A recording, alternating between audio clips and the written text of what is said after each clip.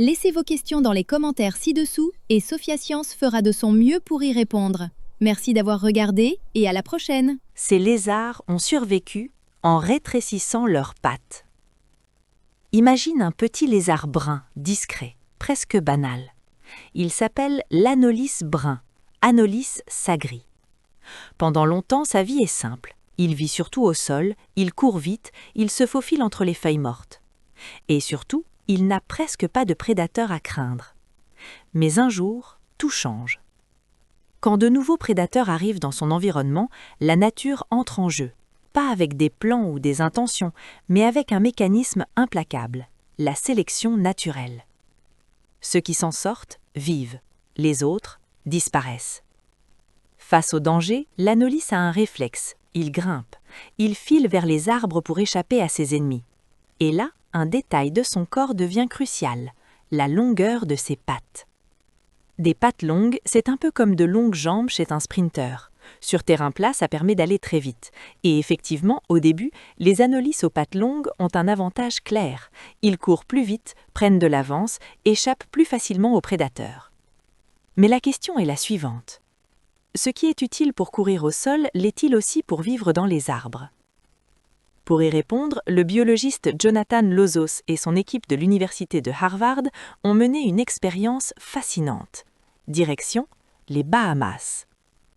Ils ont choisi 12 petites îles, toutes peuplées d'anolis, mais sans lézards prédateurs.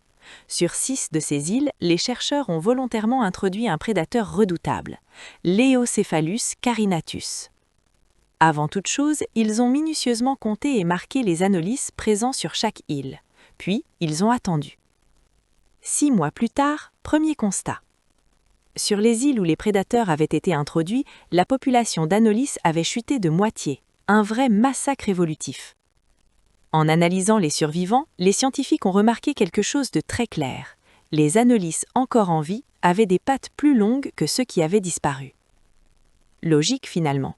Comme dans une course-poursuite, ceux qui courent le plus vite ont plus de chances de s'en sortir.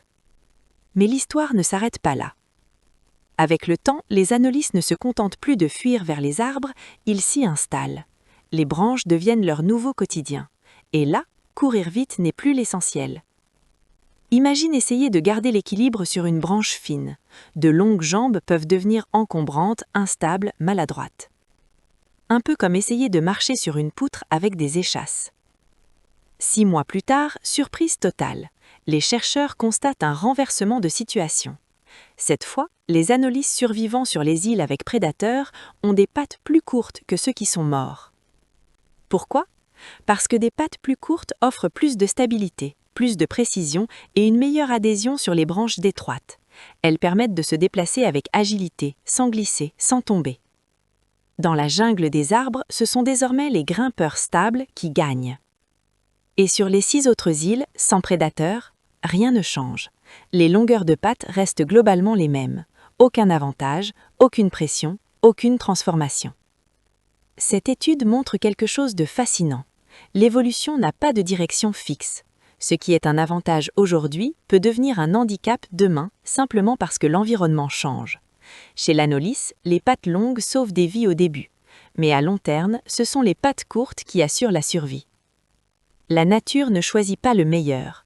Elle choisit celui qui s'adapte le mieux, ici et maintenant. Laissez vos questions dans les commentaires ci-dessous et Sophia Science fera de son mieux pour y répondre.